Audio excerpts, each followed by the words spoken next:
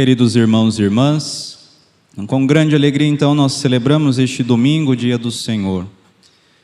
E mais uma vez nós somos colocados pela liturgia para sermos de alguma forma desmascarados naquilo que é a nossa intenção em sermos discípulos de Cristo, em caminharmos com nosso Senhor. Sim, porque muitas vezes existem certas sutilezas no nosso caminho de discípulos que acabam fazendo com que a nossa vida seja estéril, que nós não alcancemos aquilo que se espera de um discípulo de Cristo. E pior ainda, nós fazemos isso nos enganando, achando que estamos num caminho autêntico de seguimento, quando na verdade estamos buscando outras coisas. E por isso a liturgia então nos traz esses três elementos que precisam ser para nós hoje muito meditados, para que nós possamos então ajustarmos os trilhos, por assim dizer, nesse nosso seguimento de Cristo. Muito bem. O primeiro deles é o seguinte: todos nós queremos ser felizes. Existe no coração do ser humano uma fome de bem. Nós desejamos o bem. E nós, de bem em bem, vamos desejando de alguma forma o sumo bem, aquilo que nos realizará de forma definitiva e plena. Qual que é o problema aqui? O problema é nós elegermos como objeto da nossa felicidade, como aquilo que nos fará felizes, uma coisa errada. Mas mesmo elegendo aquilo que é o certo, nós precisamos entender que para alcançar isso, nós precisamos trilhar o caminho próprio para alcançar essa santidade, para alcançar essa felicidade. Então vejam só, a felicidade, o que é o objeto dessa felicidade, aquilo que possuindo nos fará felizes, e o modo com o qual eu estou buscando essa realidade, o modo com o qual eu estou procurando essa felicidade. Então a liturgia vai nos esclarecer tudo isso. Bom, Jesus no Evangelho, ele nos mostra como existe esse contraste entre aqueles que são seus discípulos e aqueles que vivem para o mundo. Aqueles que elegeram como objeto da sua felicidade as coisas dessa terra. Os ricos, aqueles que têm fartura, aqueles que já têm, de alguma forma, consolação, aqueles que riem, aqueles que são elogiados, são todos bens deste mundo. E esses a quem Jesus está dirigindo os seus ais, colocaram nessas coisas a finalidade última das suas vidas, elas vivem para isso. E Jesus está dizendo: ai de vós, vós que viveis só para isso. Ai de vós que estáis buscando essas coisas em si mesmos. Vejam, não são coisas ruins, são bens. É um bem a riqueza, é um bem a saciedade, é um bem o riso, é um bem, né, você de alguma forma ser reconhecido por aquilo que você faz, é um bem. Mas esse não é o sumo bem, não é o maior dos bens. E aquele que vive para isso terminará seco, como árvore que não recebe água, como árvore que está plantada no deserto, como árvore que não vê em si mesma brotarem folhas, muito menos frutos. Ai de vós. E aqui vem uma das sutilezas às quais eu me referi no início da homilia. Qual sutileza, Padre?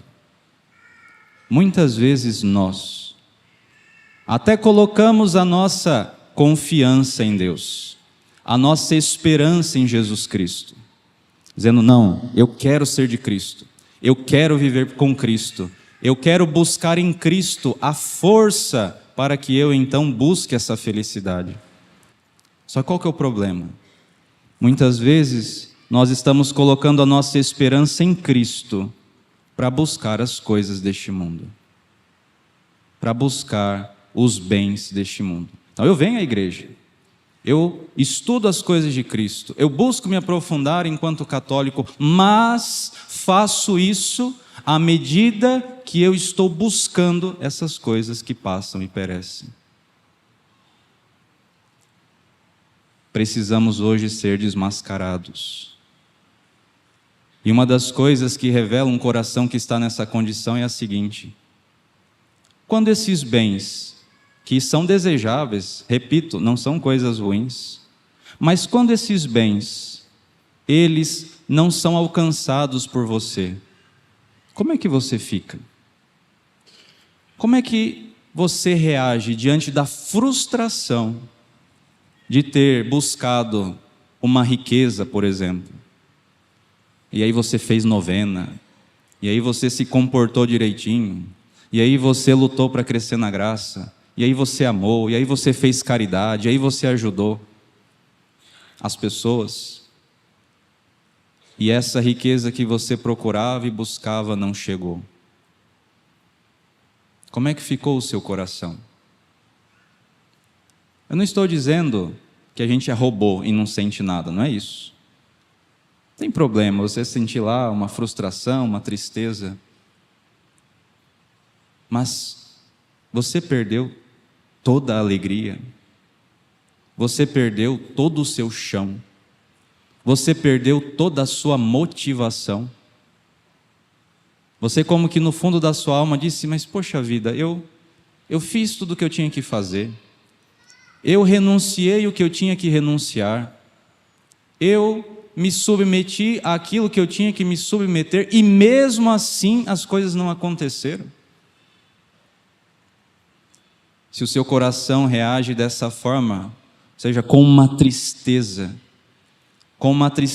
tão profunda, em que parece que você perdeu de fato até o rumo da vida, saiba, você podia até estar procurando Cristo, mas para alcançar os bens, com a força de Cristo, os bens deste mundo. E por isso você terminou como uma árvore seca, que não está plantada à beira da torrente. A sua árvore depende do clima lá fora. A sua árvore depende dos acontecimentos externos para ela se manter viva, para ela se manter em pé, para ela se manter vivaz, alegre, frutuosa. Tomemos cuidado com isso, porque, como nosso Senhor disse, a verdadeira alegria do discípulo muitas vezes não está no agora, pelo menos não de forma plena. A verdadeira alegria é sempre nesse futuro, é sempre na outra vida. E por isso São Paulo, na segunda leitura de hoje, vai dizer: se nós colocamos a nossa esperança em Cristo para esta vida, nós somos, de todos os homens, os mais dignos de compaixão, os mais dignos de pena. Por quê? Porque Jesus não prometeu isso. Jesus não prometeu uma felicidade intraterrena. Jesus não prometeu uma prosperidade plena nessa terra, uma prosperidade absoluta nessa terra. Não é essa a finalidade última da nossa vida, muito embora você possa buscar essas coisas nessa terra, mas nunca como fins em si mesmo, nunca como aquela realidade que você precisa buscar a qualquer custo e sem ela você não consegue ser feliz. Isso, gente, jamais. Maldito o homem que confia na força da própria carne e afasta o seu coração de Deus. Maldito o homem também, que pode até confiar em Cristo, mas confia em Cristo para buscar as coisas dessa terra apenas. A coisa que é o apenas. Não tem, repito, não tem problema buscar, o problema é o apenas. E aí nós temos, do outro lado, um outro problema. Aqueles que entenderam que a felicidade verdadeira se encontra nessa eternidade feliz junto de Cristo. Nós sabemos, não, padre, eu sei. Isso que o Senhor está falando agora, eu entendi. Não estou mais buscando as coisas deste mundo em si mesmas. Não vivo mais para as coisas deste mundo em si mesmas. Não procuro essa felicidade intraterrena em si mesma. Eu quero o céu. Eu quero essa vida santa que Deus, na sua infinita bondade, preparou para nós. Só que muitas vezes a busca dessa vida, ela está baseada na força humana. Vamos entender aqui a profecia de Jeremias. Isto diz o Senhor: maldito o homem que confia no homem e faz consistir sua força na carne humana, enquanto o seu coração se afasta do Senhor. A coisa aqui não é necessariamente você confiar em outra pessoa, né? Também, maldito o homem que deposita toda a sua confiança no outro.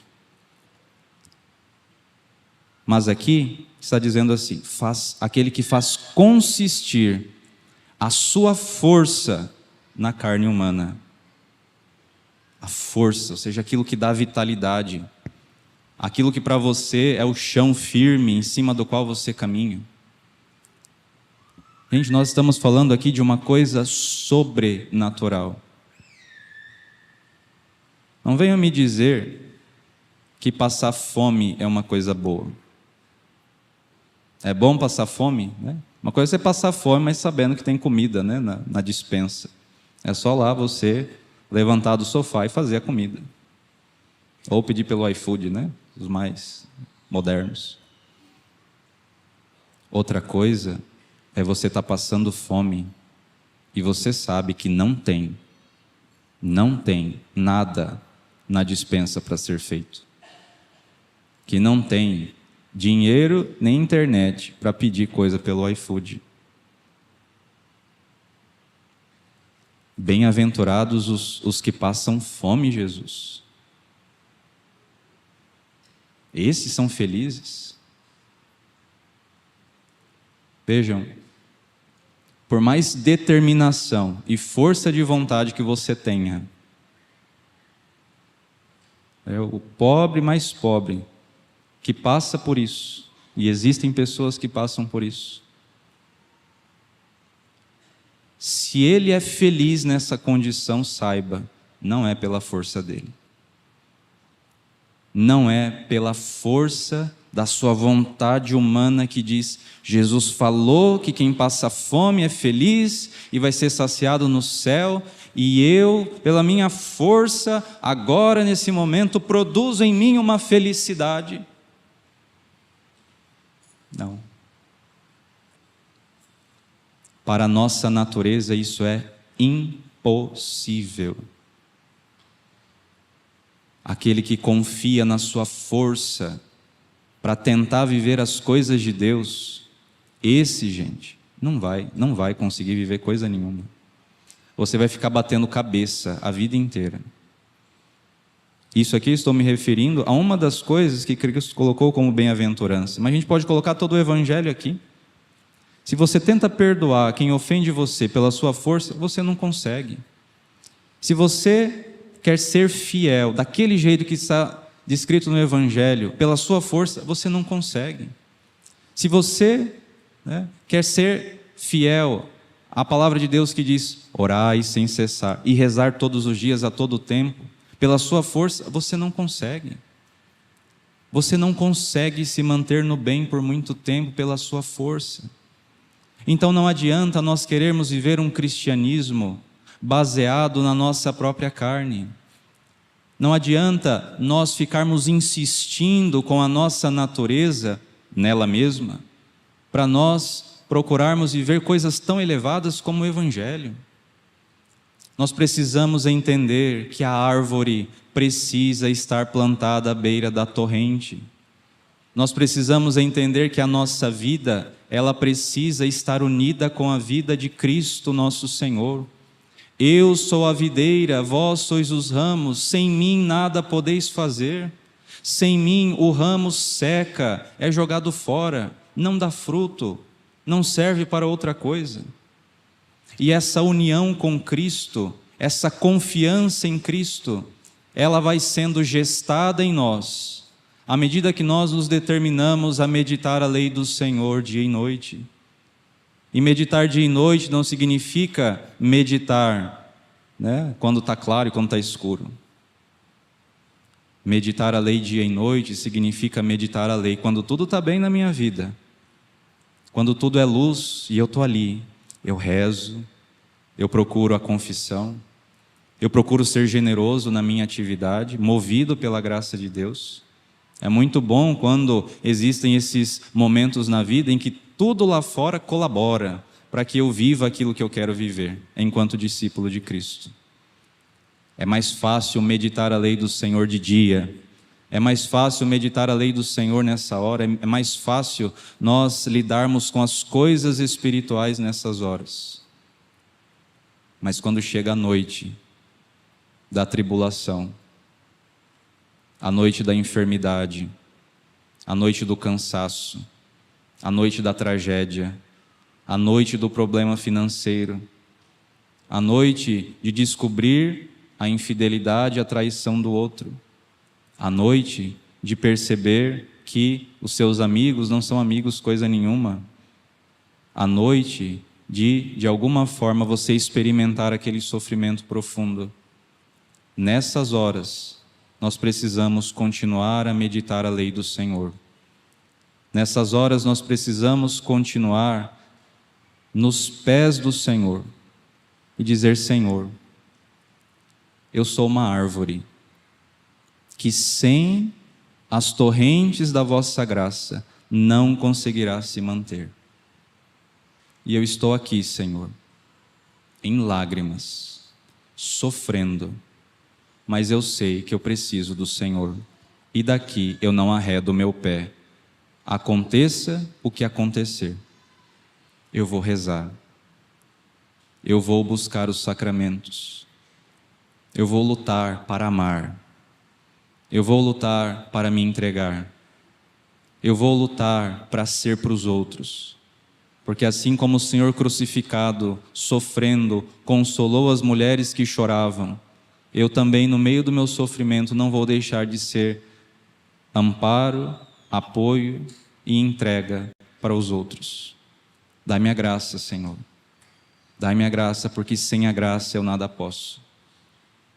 Aquele que medita a lei do Senhor de dia e de noite, esse vai fazendo com que o barco da sua vida esteja ancorado no céu. E uma vez que isso acontece, não importa o que aconteça nessa terra, a sua árvore continuará verde, dando frutos a seu tempo, e jamais as suas folhas vão murchar. Jamais é envergonhado aquele que põe a sua confiança no Senhor. Eis aí, meus irmãos, minhas irmãs, o grande ensinamento do Evangelho. E de alguma forma quem vive assim já começa a experimentar essa felicidade vindoura. Não de forma plena, ainda na fé, ainda na esperança da posse plena daquilo que Deus reserva para nós. Até lá, tomemos cuidado. Cuidado para não desviar o foco da sua atenção e mirar as coisas dessa terra como discípulo de Cristo. Cuidado para que, não mirando as coisas do alto, você insista em querer fazer com a sua força aquilo que você não tem forças para fazer. E de entender, é unidos com Cristo, pela graça, que Ele vai então fazendo com que nós, interiormente, já experimentemos essa vida que atua em nós desde o nosso batismo, essa vida repleta de felicidade, de alegria, de força, que nos lança nesse mundo para amar, que nos lança nesse mundo para que com a nossa vida nós testemunhemos que Cristo está vivo e que existe um lugar para o qual todos nós somos chamados. Esta vida que em nós nos ajuda a vencer as nossas limitações, os nossos pecados, que nos ajuda a amar aqueles que Ele colocou na nossa vida, que nos impulsiona a darmos o segundo passo, a entregarmos também o manto, a fazermos da nossa vida de fato um sacrifício de amor, sabendo que quanto mais se perde, mais se ganha. Essa é a lógica do Evangelho. Então, que Deus, na sua infinita bondade, venha sobre nós neste dia, venha de novo trazer esta água nova ao nosso coração, para as nossas árvores que talvez estejam no deserto e não experimentam nenhum vigor para continuar enfrentando as durezas deste lugar. Que Ele venha fortalecer as almas que estão cansadas, que Ele venha fazer arder no nosso coração este desejo de um dia contemplarmos a sua face no céu, de não desanimarmos diante dos obstáculos e sofrimentos desta peregrinação terrestre, na certeza de que Ele vencerá no final, em nós e para nós, por toda a eternidade. Louvado seja nosso Senhor Jesus Cristo.